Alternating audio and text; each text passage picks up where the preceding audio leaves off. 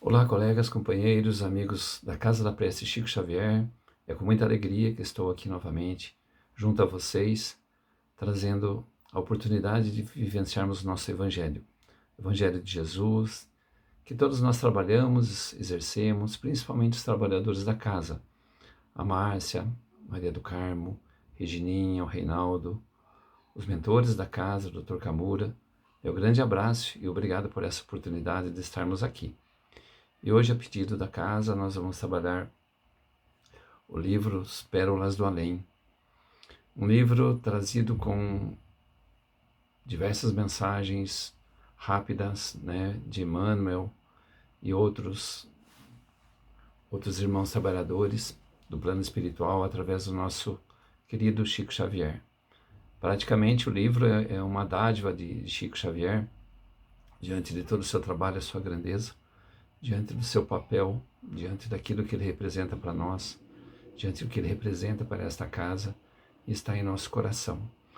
Recomendo que, para que nós possamos também dar sequência, até antes de estarmos falando, em rápidas palavras, que possa ser exercido no Evangelho segundo o Espiritismo, capítulo 13, do item 13, Caritas de Lyon, onde a gente fala da beneficência, E aí tem o exemplo maior da caridade, caminho a Deus.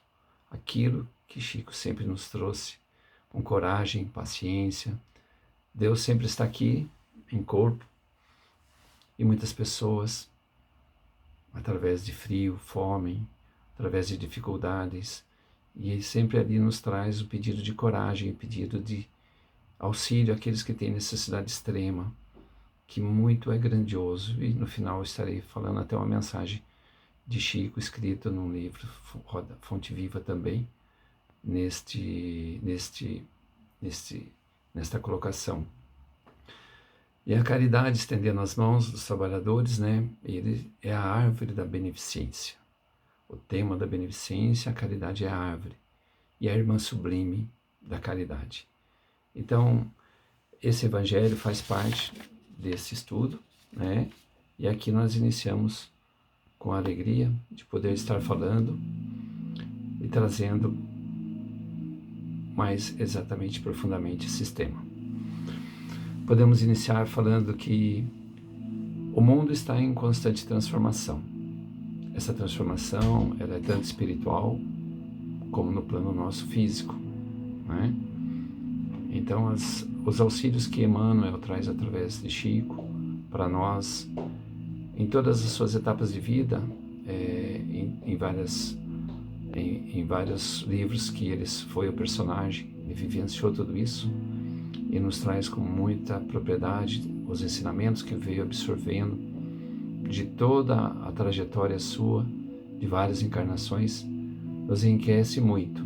E aqui, no livro, a gente pode citar que, trazendo a luz da razão ao homem e à humanidade, e que ele revela que toda dor é ato de ações e atitudes do passado.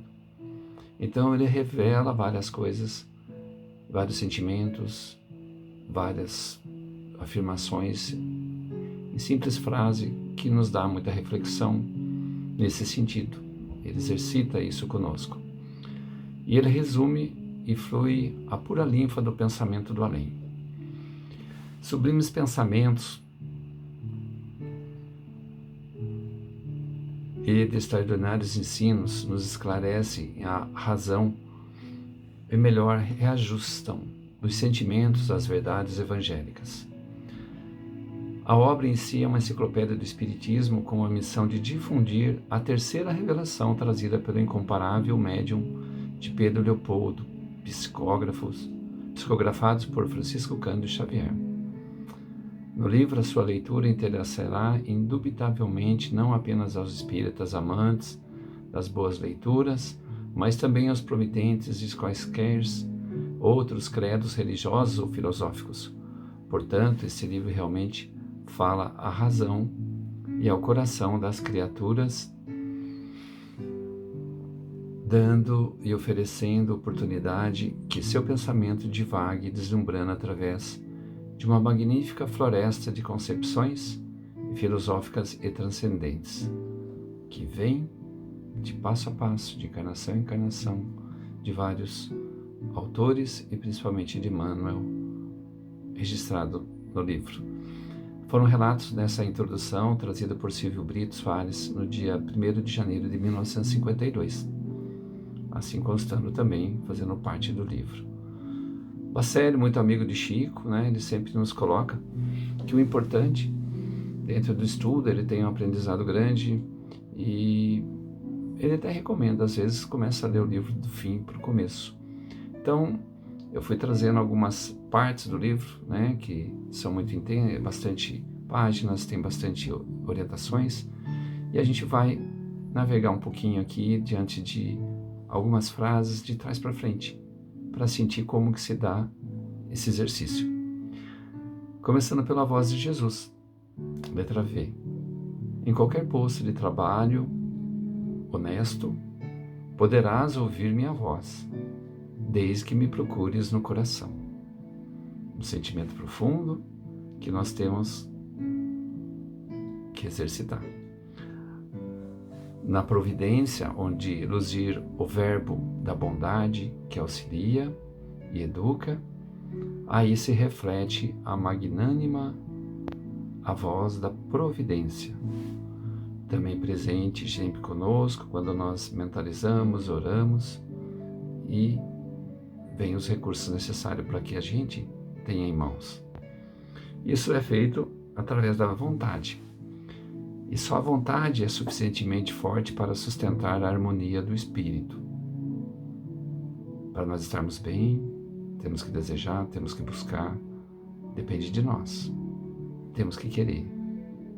Por mais que muitos façam por nós, se nós não queremos e temos vontade, nós não vamos receber aquilo que nós almejamos. Somos parte do processo. E aí tem uma vocação. A vocação é o impulso natural de experiências de muitas vidas. A vocação é a soma dos reflexos da experiência que nós trazemos de outras vidas, como foi falado.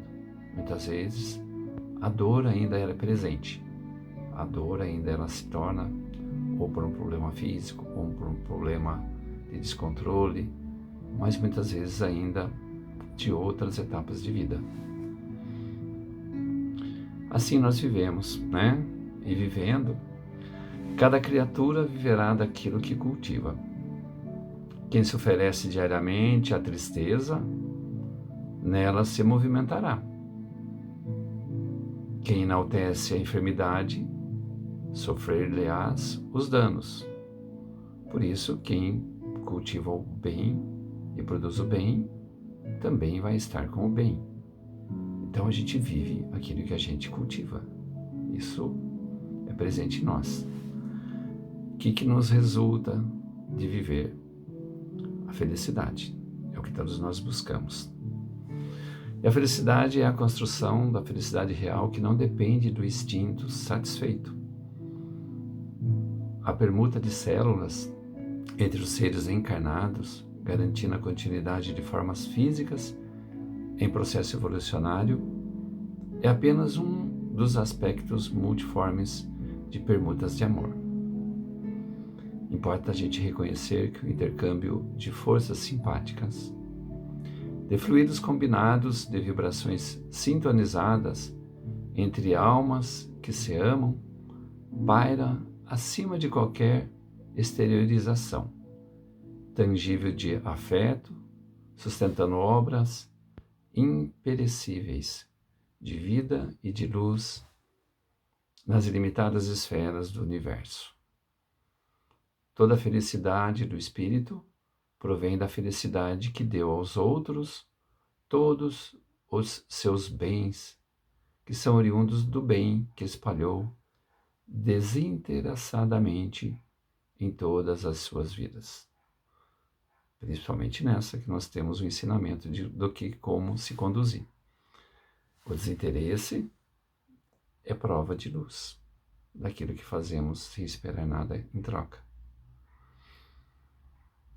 Aí vem a virtude que nós temos é muito, muito presente.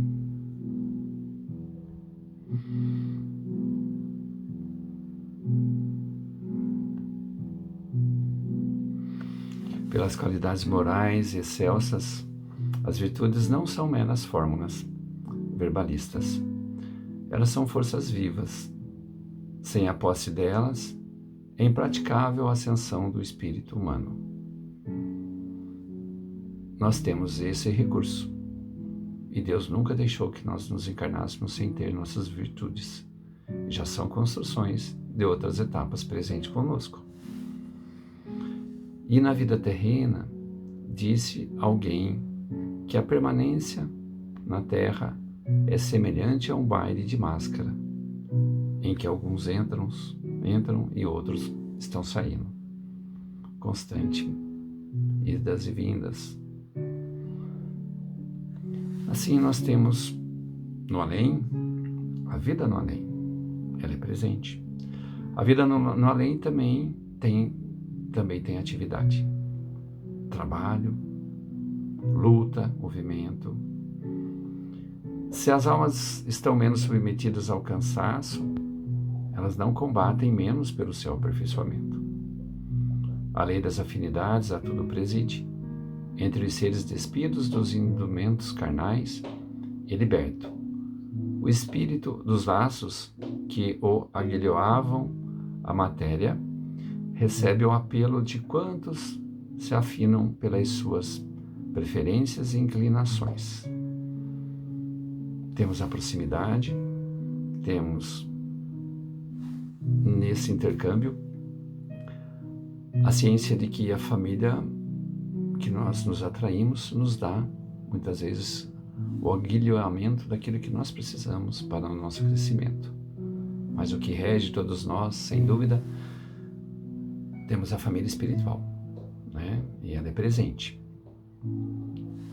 Todos que trabalham numa casa sabem como é uma família espiritual, porque também estão presentes com aqueles irmãos que estão ali ansiosos para que nós exercemos a proximidade, o trabalho e a caridade. Podemos falar que tudo isso é vivenciado quando a gente tem a morte. E a morte física não é um saldo do desequilíbrio, é passo de evolução, simplesmente. A morte física não é o fim, é pura mudança de capítulo no livro da evolução e do aperfeiçoamento. Ao seu influxo, ninguém deve esperar soluções definitivas. Quando sabemos que 100 anos de atividade no mundo representam uma fração relativamente curta de tempo para qualquer edificação na vida eterna. São muitos degraus, nós temos muitas fases a caminhar. Nesse sentido, quando assim nós fazemos essas indas e vindas, as trocas de máscaras, nós estamos fazendo a nossa evolução. E a evolução é esta escada infinita. Cada qual abrange a paisagem de acordo com o degrau em que se coloca. Interessante pensar assim, né? Numa encarnação, eu posso ser um médico. Numa encarnação, eu posso ser um cocheiro. Numa encarnação, eu posso ser um padre. Cada local, cada instante, nos remete a um momento de vida e a uma experiência para a nossa necessidade evolutiva naquela etapa. E isso nos dá a existência do homem que deve valer pela intensidade de sua edificação espiritual. Vamos construindo tudo isso. Cada existência é uma parte no drama evolutivo. Cada corpo é um traje provisório e cada profissão uma experiência rápida. A vida é uma peça importante. O período de tempo que medeia entre uma entrada pelo berço e uma saída pelo túmulo é precisamente um ato para o qual cada um de nós faz o seu conjunto. E aí, nós estamos vivendo nada mais, nada menos que uma experiência terrestre. E na experiência terrestre, nós podemos falar que a existência terrestre é um aprendizado em que nos consumimos devagarinho, de modo a atingir a plenitude do Mestre. No plano da própria materialidade, nós podemos observar esse imperativo de lei. A infância, a mocidade e o seu aspecto de transitoriedade, não podendo representar a vida. São fases de luta, demonstrações da sagrada oportunidade concedida por Deus, para nos expurgarmos da grosseria dos sentimentos, da crosta de imperfeição, que todas elas nós temos. É presente nossa imperfeição e nós participamos mais do que nunca para que a gente evolua saudando e recuperando sempre o nosso caminho através das fases: infância, mocidade, adolescência, fase adulta, e assim temos a existência terrestre, que é a passagem para a luz eterna. E prosseguir com o Cristo é acompanhar-lhe as pegadas, evitando o desvio insidioso, o desvio daquilo que não nos traz a felicidade, principalmente pelo materialismo excessivo, mas sim praticando a caridade, exercendo o amor e amando a todos que estão junto a nós, não importa quem. Essa é uma experiência, e essa experiência Deus tudo concede, mas não nos pode isentar das experiências necessárias. O homem permanece em função de aprendizado, e nessa tarefa é razoável que saiba valorizar a oportunidade de aprender, facilitando o mesmo ensejo aos semelhantes. O perdão do Pai ao lavrador ocioso está na repetição anual da época de plantio. Nessa renovação de possibilidades, o semeador indolente encontra os meios de regenerar-se, ao passo que o trabalhador diligente e ativo defronta condições de engrandecimento sempre maior. Somos, muitas vezes, colocados em prova para repetir várias vezes a mesma prova. Isso é necessário porque aí a gente afina-se com o nosso crescimento real e entendimento do que estamos passando por muitas fases e muitas dificuldades. E a repetição é presente, com muitos. Assim é a vida. A vida do homem estará centralizada onde centralize ele o próprio coração. A vida é uma sintonia perfeita. A vida física é puro estágio educativo. Dentro da eternidade, ninguém é chamado a fim de candidatar-se a paraísos de favor, e sim a modelagem viva do céu no santuário do Espírito. Bonito falar santuário do Espírito, né? Nós nunca pensamos desse lado, poucas vezes refletimos assim. Ele está dentro de nós, ele pertence a nós. Pelo máximo aproveitamento das oportunidades recebidas no aprimoramento de nossos valores mentais, com o desabrochar e envolver das sementes divinas que trazemos conosco. Assim, nós somos convidados sempre à elevação. E ninguém deve agir contra a lei. O uso respeitável dos patrimônios da vida, a união enobrecedora, a aproximação digna, constituem o programa de elevação. É, portanto, indispensável distinguir entre harmonia e desequilíbrio, evitando o estacionamento em desfiladeiros fatais, sem volta, sem retorno, oportunidades que deixamos de fazer. Por isso, nossa encarnação é importante e a responsabilidade que temos, principalmente com família e filhos, mais do que nunca, porque temos um compromisso com eles e eles também nos escolheram. E sabemos que o sucesso dele depende da nossa conduta, não daquilo que ele conquista materialmente, mas da construção daquele espírito como moral e como ser humano dedicado ao bem. Podemos muitas vezes trabalhar todos eles desde o berço, pelos sinais que apresentam, e nós temos a obrigação de saber conduzi-los em cada jornada, em cada momento, diante de suas atitudes, diante de suas ações. Mas, além de tudo, somos espelhos para que eles também conduzam pelos nossos exemplos. Aí nós temos o que podemos chamar de iluminação. Não é justo esquecer os grandes serviços da Igreja de Jerusalém aos pobres e necessitados. Mas a assistência piedosa dos seus trabalhos tem sido muitas vezes sua tábua de salvação. Existem, porém, outros setores de atividade, outros horizontes essenciais. Poderemos atender a muitos doentes, ofertar um leito de repouso aos mais infelizes, mas sempre houve e haverá corpos enfermos e cansados na terra. Na tarefa cristã, semelhante esforço não poderá ser esquecido, mas a iluminação do Espírito deve estar em primeiro lugar. Que nós possamos ter essa luz e recebê-la plenamente junto a nós, para que assim nós exercemos o que nos pede.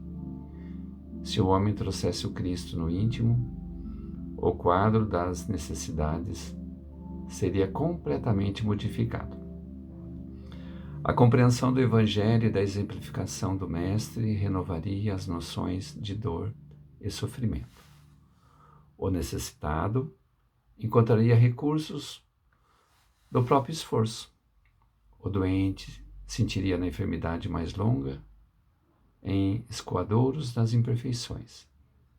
Ninguém seria mendigo, porque todos teriam a luz cristã para o auxílio mútuo. E, por fim, os obstáculos da vida seriam amados como corrigendas benditas do Pai amoroso a filhos inquietos. Que plenitude seria se todos nós tivéssemos essa iluminação cristã, ciente dos esclarecimentos.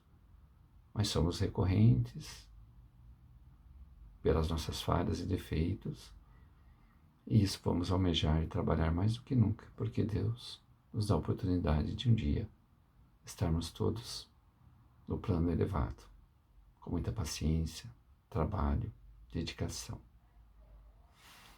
Assim, Chico mais do que nunca nos demonstrou em toda essa vivência da sua presença conosco e junto conosco espiritualmente também. Aí nós temos a mãe. E ser mãe é ser médio da vida, através talvez de uma mente juvenil.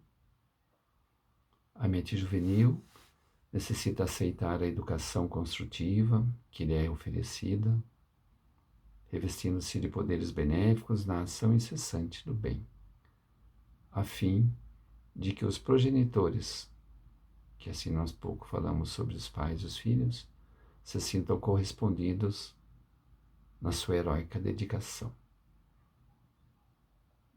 Muitos realmente se sobressaem. Quando é mãe, não tem limites. A doação, ela é maravilhosa perante os filhos. As mães que estão ouvindo sabem melhor do que eu de tudo isso.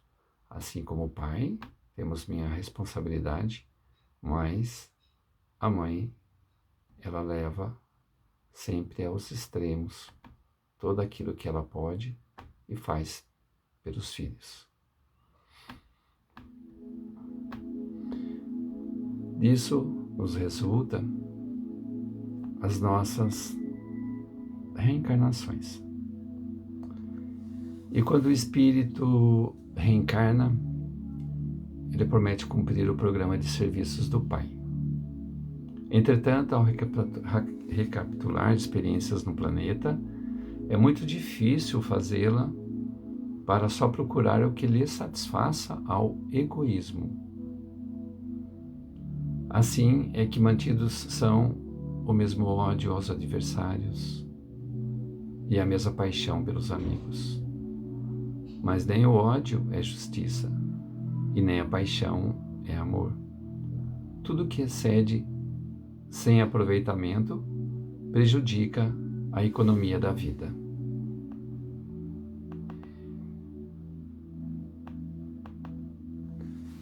Temos, aleatoriamente, várias outras colocações, várias outras palavras que são fortes, estão presentes conosco. No livro, também, Pérolas do Além, fala-nos do Sol. O Sol é essa fonte vital para todos os núcleos da vida planetária. Todos os seres, como todos os centros em que se processam as forças embrionárias da vida, recebe a renovação constante de suas energias, através da chuva incessante de átomos que a sede do sistema envia à sua família de mundos equilibrados na sua atração dentro do infinito. Grandioso, majestoso, todos precisam dele e ele ilumina todos. Ele está presente, a sua energia é ativa. E nós aqui do planeta, mais do que nunca, temos a regência desse astro maior, que é o Sol. Pela bondade, também, ela endossa a preguiça, nem suprime o valor da necessidade de luta na evolução das almas.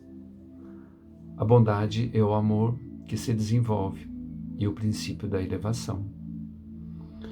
Vê-se a miséria desditosa perambulando numa praça. Sob o seu manto de desgraça clama o infortúnio abrasador. Eis que a fortuna se lhe esconde e passa o gozo muito ao largo, e ela chora o gosto amargo, o seu destino e a sua dor. Mas eis que alguém a reconforta. É a bondade. Abre-lhe a porta. E a fada, à luz dessa manhã, diz-lhe a sorrir: tens frio e fome? Pouco te importe. Qual o meu nome? Chega-te a mim. Sou tua irmã. Exerça a bondade. Muito se tem, muito se fala, o Brasil também presente no livro Pérolas do Além, através de mensagem de Rui Barbosa, e ele fala conosco, em rápidas palavras, que o Templo de Solidariedade Humana, teu ministério de pacificação e redenção apenas começa. Somos jovens, nosso país é jovem. Novo hino será desferido por tua voz no coro das nações. Nem Atenas adornada de filósofos, nem Esparta pejada de guerreiros, nem estátuas impassíveis, nem espadas contundentes, nem Roma, nem Cartago, nem senhores, nem escravos. Desdobrem-se a isto, e sim, em teu solo amoroso, os ramos viridentes da árvore do Evangelho, e cuja sombra inviolável se mitigue a sede multimilenar do homem fatigado e deprimido. Desfralda o estrelado pavilhão que te assinala os destinos e não te quebrantes, à frente dos espetáculos cruentes em que os povos desprevenidos da atualidade erguem cenotáfios ou ossuários à própria grandeza. Temos as portas dos ideais, da bondade construtiva, do perdão edificante, porque nós somos em ti uma família venturosa do cristianismo, restaurada e por amor. Se necessário, 1000 vezes nos confundiremos no pó abençoado e anônimo dos teus caminhos floridos de esperança, empunhando o código da justiça para o exercício do direito, emergido das sombras da morte. Celeiro sublime da vida renascente é o nosso país. Isso está de Rui Barbosa no livro Falando da Terra, maravilhosamente bem descrito do que estamos e aonde nós estamos e escolhemos nascermos.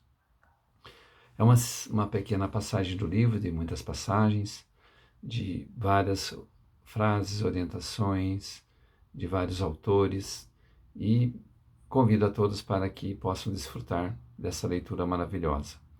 Assim, nessa explanação que estamos, é com muita gratidão, e vamos ouvir um pouquinho a palavra do Chico? Por que não? Sua mensagem é viva, é presente. Por uns instantes, vamos ver se nós conseguimos colocá-lo aqui conosco e termos junto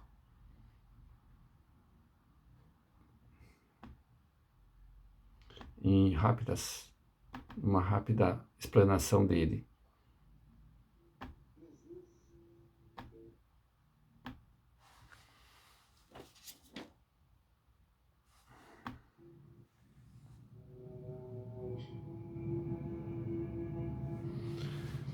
Fechando nossos olhos, ouçamos nossa mensagem do nosso querido Chico. Senhor Jesus, nós te agradecemos pela coragem de facear as dificuldades criadas por nós mesmos, pelas provas que nos aperfeiçoam o raciocínio e nos abrandam o coração, pela fé na imortalidade, pelo privilégio de servir, pelo dom de saber que somos responsáveis pelas próprias ações, pelos recursos nutrientes e curativos que trazemos em nós próprios, pelo conforto de reconhecer que a nossa felicidade tem o tamanho da felicidade que fizermos para os outros, pelo discernimento que nos permite diferenciar aquilo que nos é útil daquilo que não nos serve, pelo amparo da afeição, no qual as nossas vidas se alimentam em permuta constante, pela bênção da oração, que nos faculta apoio interior para a necessária solução de nossos problemas, pela tranquilidade de consciência que ninguém consegue subtrair-nos. Por tudo isso e por todos os demais tesouros de esperança e de amor, de alegria e de paz, de que nos enriqueces a existência, se bendito, Senhor, ao mesmo tempo que te louvamos a infinita misericórdia, hoje e para sempre.